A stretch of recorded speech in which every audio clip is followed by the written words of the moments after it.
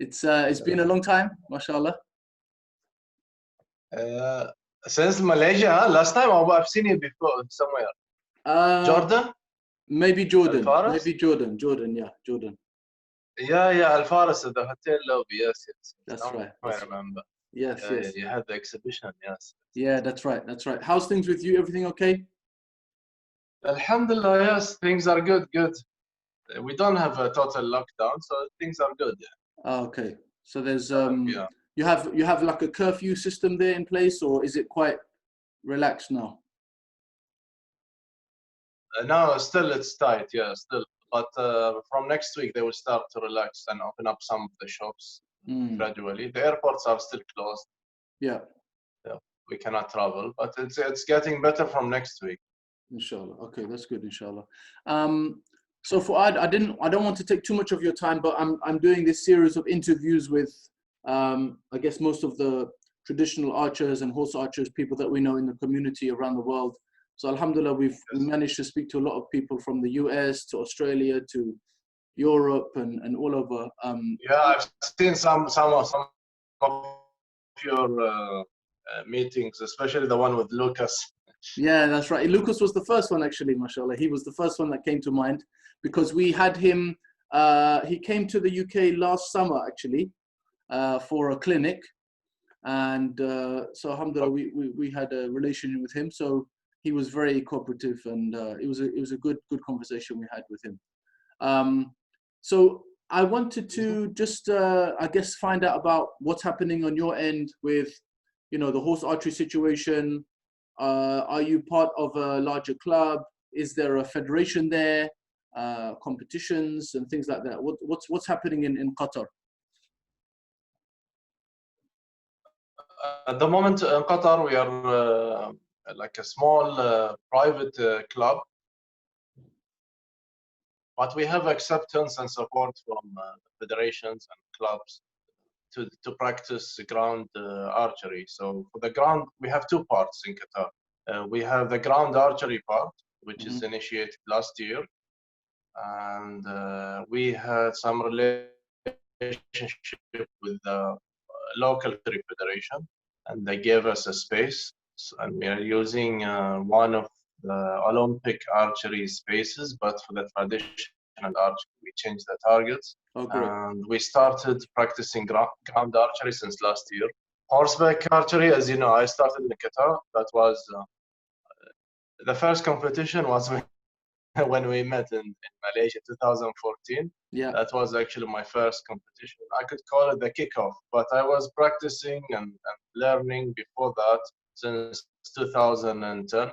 I started horse riding, and then I started practicing horseback archery and moved on. Now we do have around 6 to 9 horseback archer in Qatar. For ground archery, it could be up to 15 archers. But this is like the size.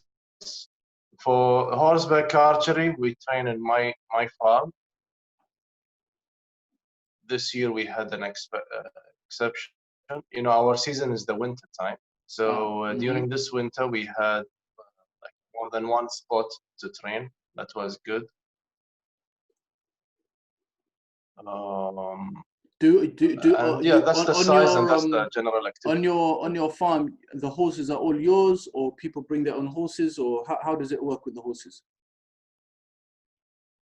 Yeah, I started it alone, as you know. So it was only my horses that are trained for horseback archery, and I have one of my good friends, Walid. He lives in Qatar. Yes, I remember. He's from Syria, but he lived all his life in Qatar. Yeah. And yes, you know Walid as well, Malaysia. So we started with one horse, and then we grew up with 3 horses. All these 3 horses are mine.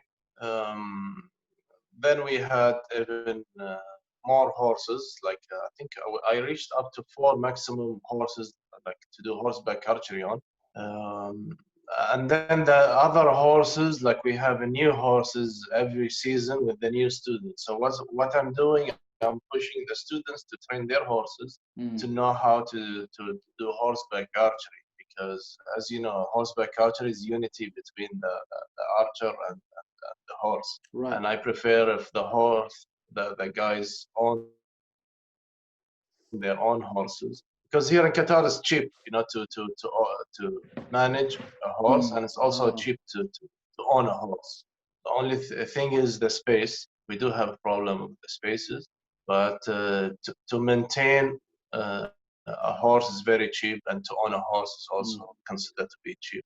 Well, this is probably one of the you're probably one of the anomalies, because everywhere else we speak to, the main obstacle, especially here in the UK, is finding available horses. Maintaining horses very expensive, riding lessons very expensive.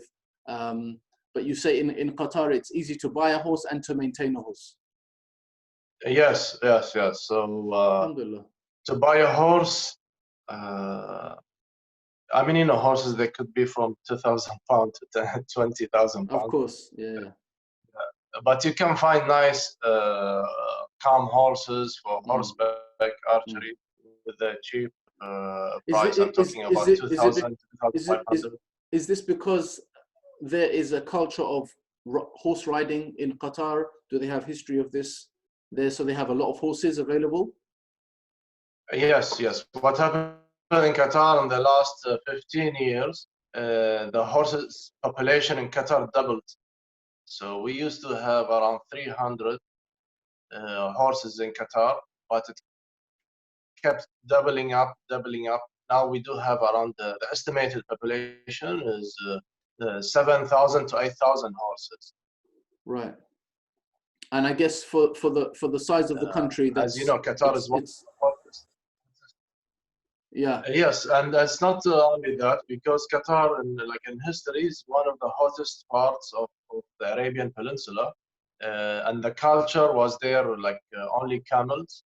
So when you compare camels to horses, we've got tens of thousands of camels, but only the rich people who have big houses, castles, whatever. And usually they're 1 out of 1,000. They would own 1 or 2 horse. So the horse culture mainly is like for the prince to own the horse, and the rest of the people camels. With the modern day is different. You know, everybody could afford to buy a horse. We've got electricity. It's a different situation now. So everybody could afford to have a horse. But the thing is, what happened the last few years is the population is doubling. So now we do have 7,000 horses, and it keeps going on. And one of the best breeds also, the Arabian breeds, we do have. I wanted to ask you what type of breed you have there. Is it mainly Arabian, or is it mixed, or what? The common breeds we have the Arabian horse is the most breed over there, and that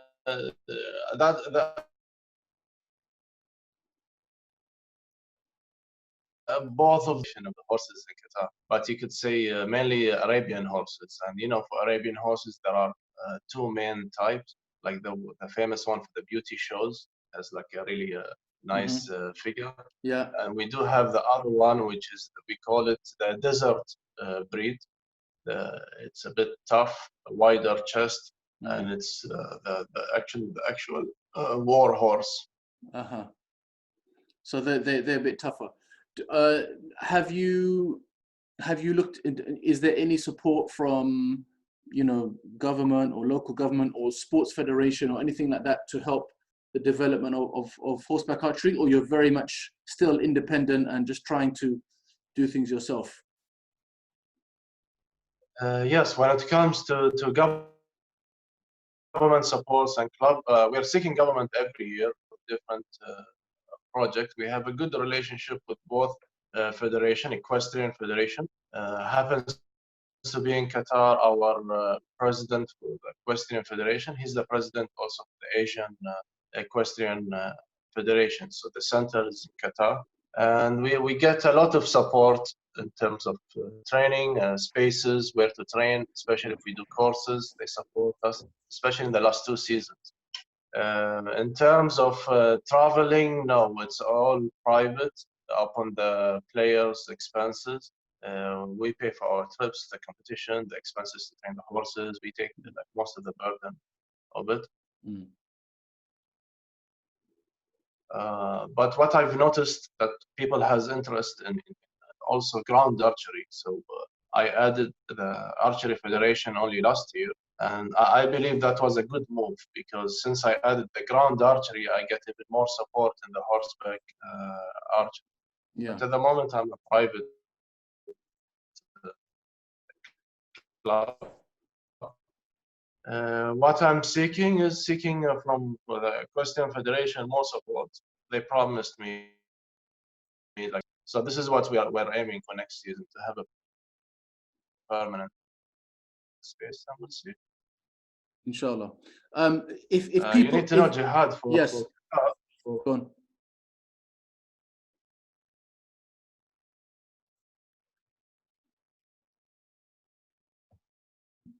Yeah. So you're going to say something to me? yeah, but the fragile ecosystem. So why we do have a problem with spaces in Qatar? We have a fragile ecosystem, which is a desert ecosystem, and if you run with the horses around the small oases, you could destroy it, and the oasis cannot recover. So we have strict rules with going riding on horses or creating tracks in the desert. You cannot just go and create a track in the desert and shoot. Same as bigger Arabian countries like Saudi Arabia is fine, but in Qatar is a quite small country as a space, and you cannot do that. So we need to have permissions, and we need to have like a spot to train, and it's a non-sport. Yeah. So on your farm, have you created like a track of some sort where people can practice? Yes, I do have a track. I give like courses for beginners. My track is actually a long arena, 60 meters by 35 meters, and it's like a round track. Good enough to learn the basics. It's good enough actually to practice up to a certain level. Yeah. But then when you're a professional, you need to have a straight track, and you need to have a longer, bigger space for sure. Sure. I do give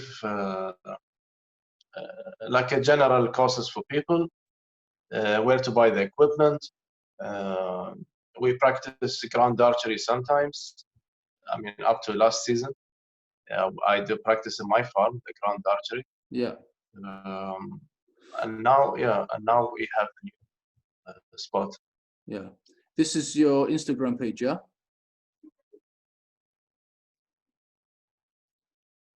Yes. This is the center. This is our center. Okay, great. And we have certain activities, training. Yeah. So is this the center there? This is the track you have? This is one of the festivals. Yeah, they gave us a spot to present to the public, horseback archery, and this video a day earlier before the exhibition, we were training the horses on the new track. Yeah, it's a very long track. Very long, huh? Yeah. It was for different traditional sport, which is 400 meters. Wow. We took a section of it. We took 100 meters of it for us. Yeah. I guess the good thing there also, the sand is a better surface for the horse to ride on. It's not hard, not too soft. It's a good surface, yeah, for the horses. Yes. We've got at the south, like one third of the country is a soft Sahara, but the rest of the country is a hard rock desert. You know, it's like two different terrains, Sahara terrains. Right. So in the soft sands, yes, I mean it's really nice. You don't have arrows breaking. You know, it's like really smooth. Yeah. Masha, this is you. This is the presentation, yeah. Yes, this is a presentation for one of the schools. They had a festival, and I presented traditional archery for the first time in like a school, public school. This was what, this year or last year? No, actually, that was I think 2016. That was 2016, Ah, 4 years okay, ago. few years ago. Okay, Yeah, mashallah. But I'm sure, 4 years ago. Yeah. I'm sure they enjoyed it. Yes, yes. This is one of our members uh, in Qatar. He started last year, Uh-huh. um, and taking a tea break Yeah. on the horse. Alhamdulillah, mashallah, that's good. And so, Yes. if people now, if they want to learn, just ground archery, basic archery, are you giving lessons, or who is there that can teach them? Yes, I give free lessons to promote the sport. Yeah.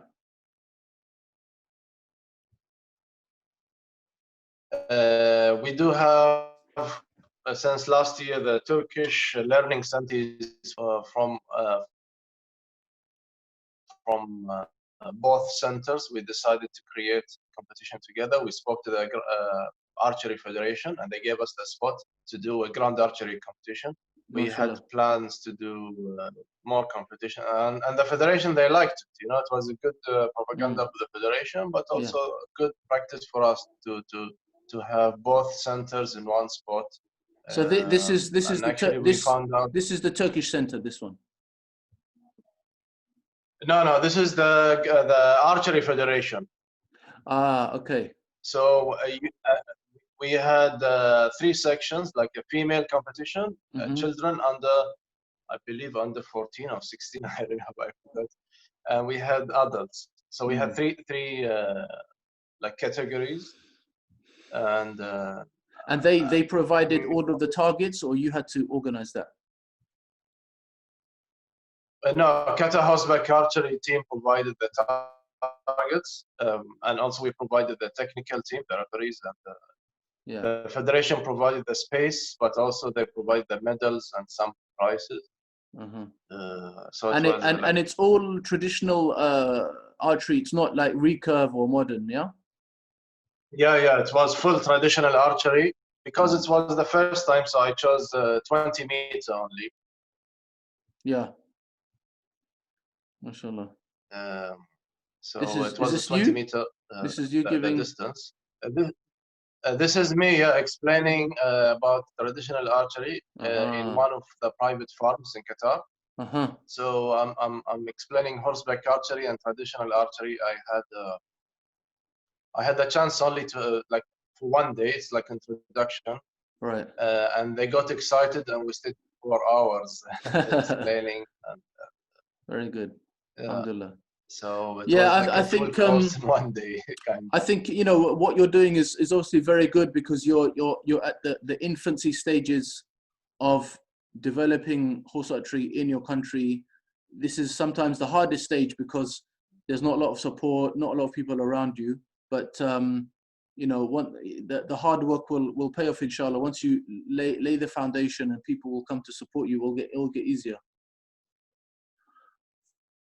Yes, of course. Always the first one takes a lot of This is your farm. This is your farm. Double the work. Yes, this is the track on my farm. Okay, and nice. I've got one of my students is shooting I think the GoPro. Very nice.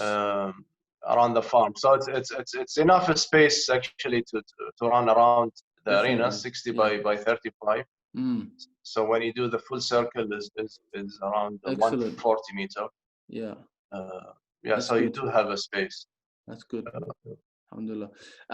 How about have you had external kind of professional coaches come there, like people like, I don't know, Mihai Cosme? I know he travels a lot, or anyone has come there from Europe or States? Yes, I do have. Yeah, I do have. As you know, we have. I'm really lucky because we have big airlines company, Qatar Airways. Yeah. And I had Kashai Laish to come twice to my farm. Very good. During the time he was doing the movie in China, Oh wow, he did a movie there, yeah. Yeah, he was training Matt Damon for the movie, yeah. For, Hollywood movie. Okay, yes, right. Okay, got you.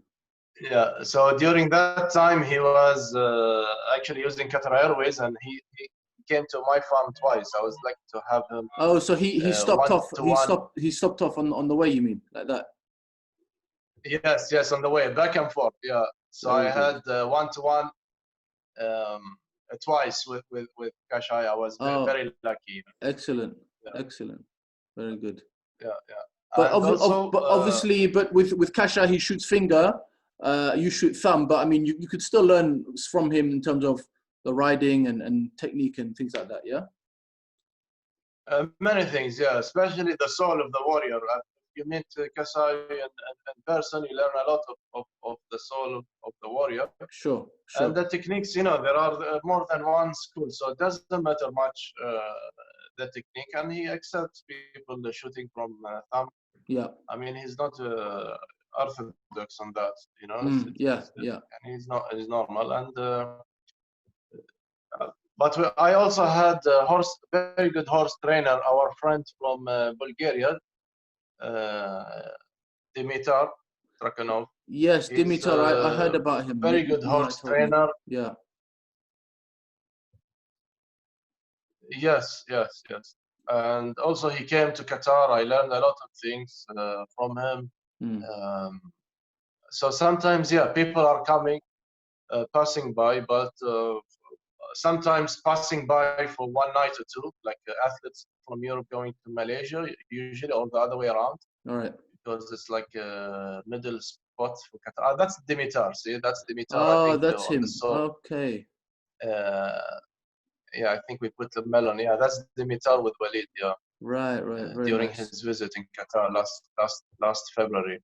Excellent. So I think we are switching weapons: the sword, the bow, and the spear. Yeah. So he's from Romania. We were doing. He's from Bulgaria. Oh, Bulgaria. Sorry. And his English is good. Yeah. Yes, yes. His English is good. So and we practice with him many things. And if you could see the World Horseback Archery poster, last year was taken from this spot actually, on this horse. You see Dimitar jumping on the horse and shooting, and Okay. he had a very nice angle, and it was the poster of the World Championship. Dimitar shooting from this horse. MashaAllah. Excellent. Very good. And so you've obviously had one-on-one with people, but have you ever? Oh, you have Master Kim there. Yes, also transit from Jordan. Oh, you have everyone, mashallah, coming through. Yes, yes, transiting to Qatar. But for this year, I have a different news. For Master Kim, the international federation is expanding and it's becoming more international. Yeah. And I was chosen to be head of organizing committee for the federation with Master Kim. Okay, mashallah. So now I have a new position in the federation. Excellent. And together with other team member, we just before the Corona crisis, we created board members of 8 people from different countries. And now the federation will spread around the world more than before. And we're gonna choose the English language to communicate with people, the website, and so this is the World Horse Archery Federation, WAF, yeah? Yes, WAF, yes. Okay, so you are head of organizing the what competitions or something? Organizing committee, yes, which is equivalent in other federation, general secretary. Okay, fine, got you. Very good. Yeah, mashallah, that's good. So and we have members from Iran, Ali Barshan, from Turkey, from Indonesia, Irfan. We have from 8 different countries. Trey from the United States. Yeah. So and now we are restructuring the federation and the website and everything that we would like to expand, because what happened the last 3 years, this is a promo for our team. what happened in the last 3 years, horseback archery is growing very fast, and we have many countries. And so Master Kim decided to restructure the international federation and to make it more accessible to other countries. Yes. Yeah, no, I think Master Kim is always looking to be inclusive and open up the relations with more countries and more people, yeah? Yes, yes, he has a certain way, because in the Eastern countries is different than the Western countries. He focuses a lot on the culture. Right. In the Western culture, the Western countries, usually the sports is more into competition and not culture. So it's a different perspective in how you look at sport. Usually, Western countries they look at it as competing for the medal or for the prize or for as a modern way of thinking of sport. But usually Asian countries, they will look at it differently. It's like promoting a culture. Right.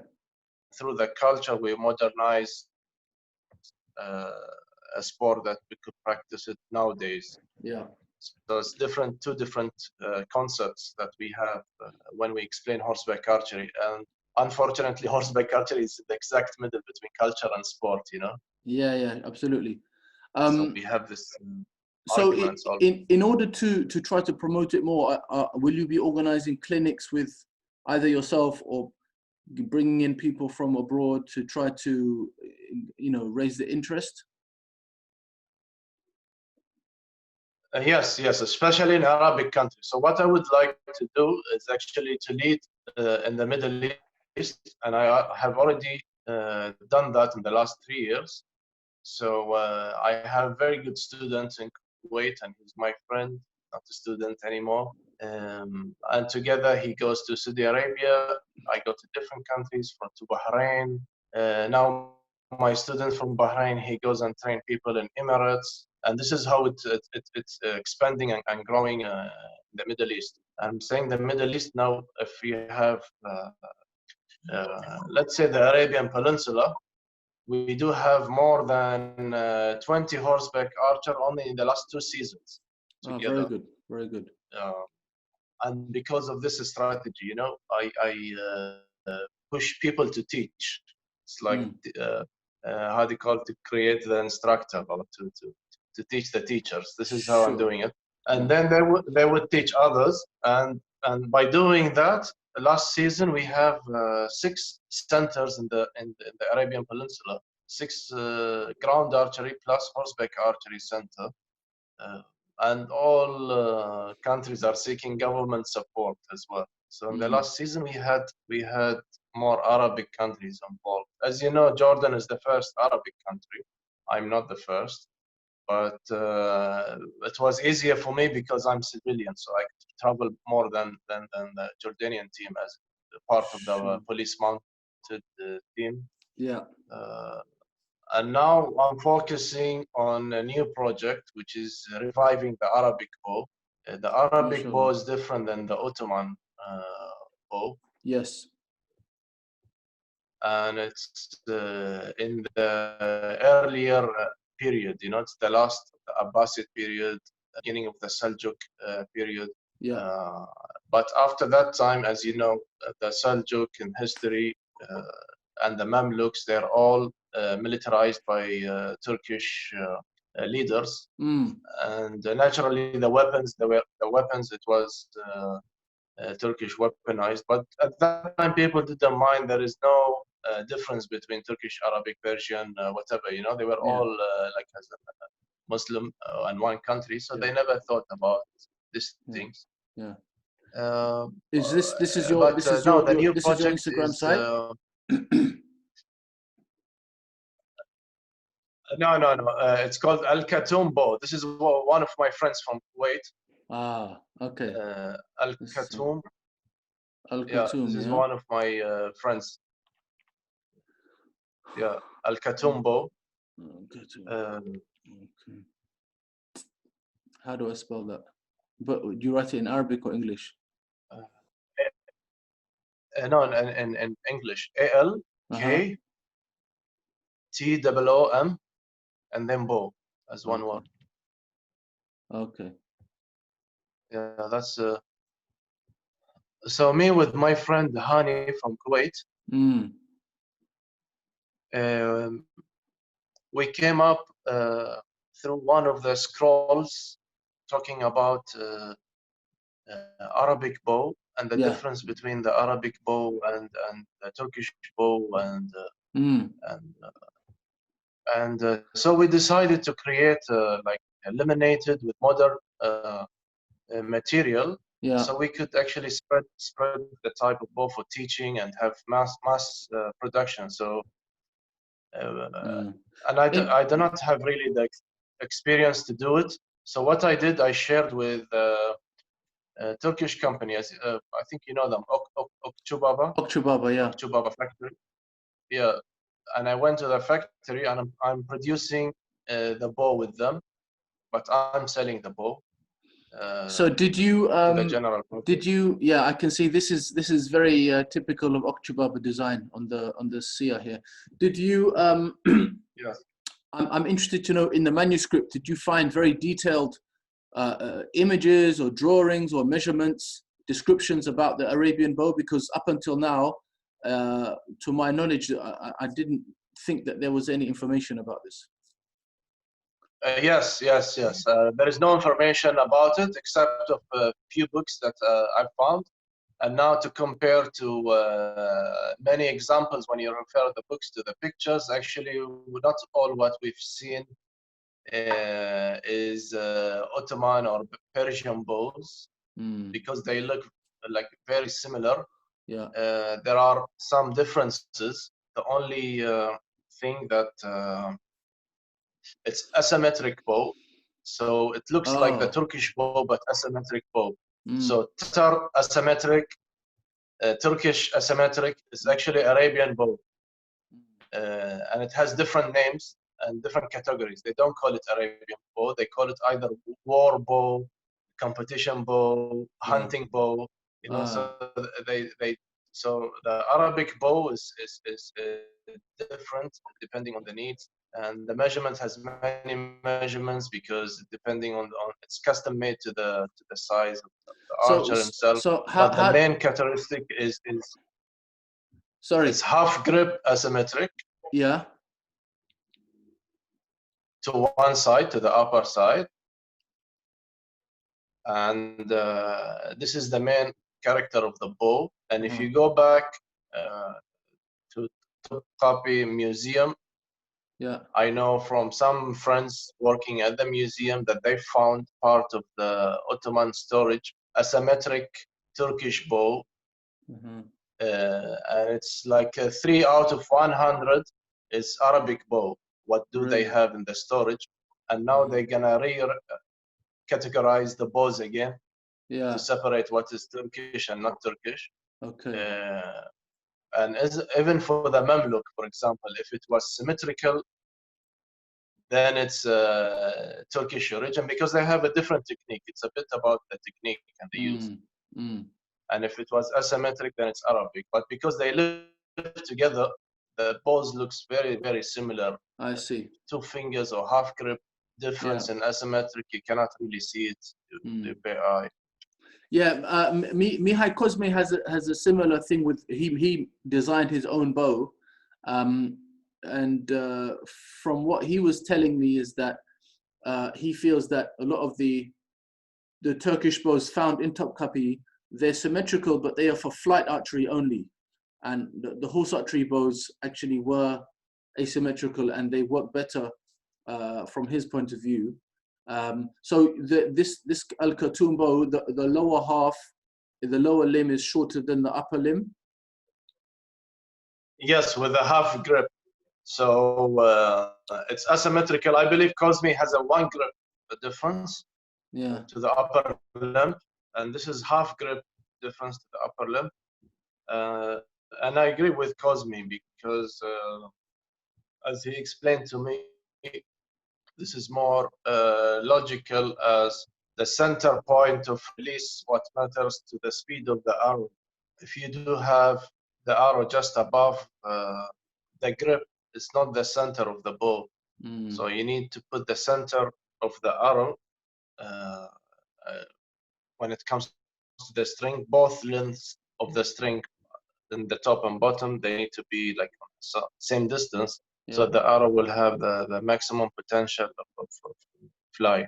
Right, right. Interesting. And you made contact with the Okchubaba people. You knew them from before, or you just you made contact with them online? No, I've met them by coincidence. 3 years ago, I went to Fateh Cup competition, Conquest Cup, Conquest Cup competition in Turkey, and I've met them there during the exhibition.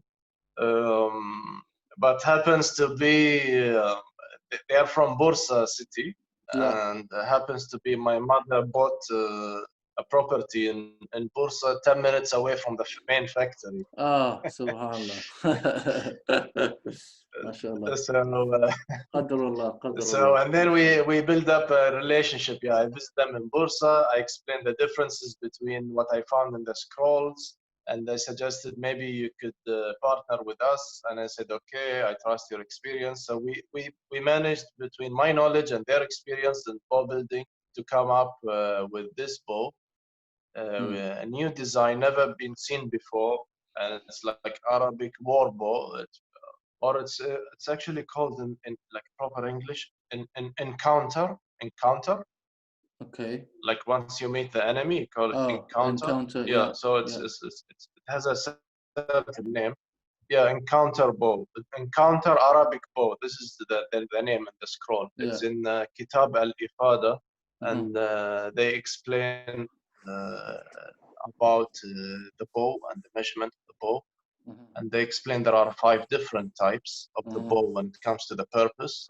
And the first one for the purpose is actually for the war. And they describe this bow. Interesting. However, when you change from natural material to elimination, there are a lot of difficulties to it. But with Okshubab experience, it was easier for us. Yeah. So how confident would you be to say that, you know, this Arabian bow that you're making now is very similar to what we have in records or in history? For example, I'm sure you know that there's the book, which is a collection of 40 ahadith of the Prophet ﷺ, who's mentioning archery. So in one of them, it's mentioned that the Prophet, he's talking to a companion, and the companion has in his hand a Persian bow. And he says to him, put down the Persian bow and take this Arabian bow. So is this the Arabian bow that he's talking about?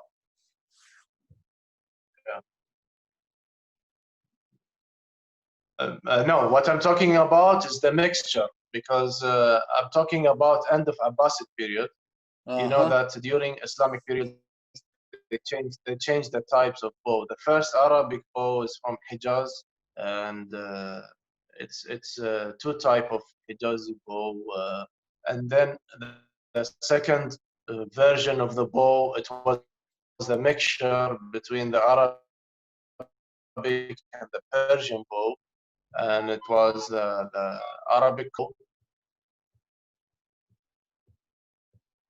And then you have the second level, which is when the Seljuk period came, they mixed this materials with the new bows, and then we know the last version of the bows, which is the Ottoman bows. So during Islamic periods, the bows kept changing. And I want to mention, whatever is known as Sa'd bin Abi Waqqas bow, it is actually Sassanid bow, belongs to Sa'd bin Abi Waqqas. You know, like the Muslims that went to Sassanid, and they, yes, for sure, if you can, because you could compare it with similar examples to museums in Iran, and so as you know, how do you call it after war, the ghanima, when you take the spoils of war. The spoils, So the best bows goes to the best archers, and this is known, you know. And Sa'd bin Abi Waqqas, I mean, there is no problem that he would own one of the best Sassanid bows. I mean, that does not take the property out of him. It could be for him and his sons up to now. and it is for Saad bin Abi Waqqas, but it is not Arabic bow what is claimed for him. Okay, okay. And this is misconception because people they would mix Arabic bow and claim to Persian, because we have a lot like Arabic, Persian, and Turkish. They all mixed up together. But once you only now we care about differentiation between the races. Before was not really important. Yeah. No, mashallah, it's very good that mashallah that you were able to find the manuscript and try to bring it to life. Mashallah, it's a very good project. So inshallah it will. Yes, because I now will put the link on the thing. Because now once you go to museums, you could actually differentiate, and you could have the Arabic and the Persian contribution to Islam in the Turkish museum and the other way around.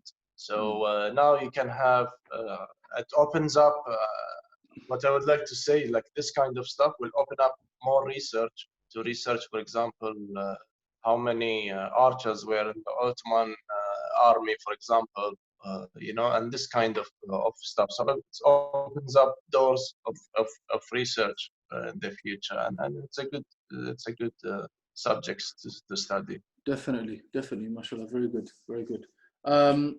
Fuad, we're just going to finish off with a couple of quick kind of fun questions I like to ask each person that we have. So, okay. Do you prefer to shoot laminate or composite bow?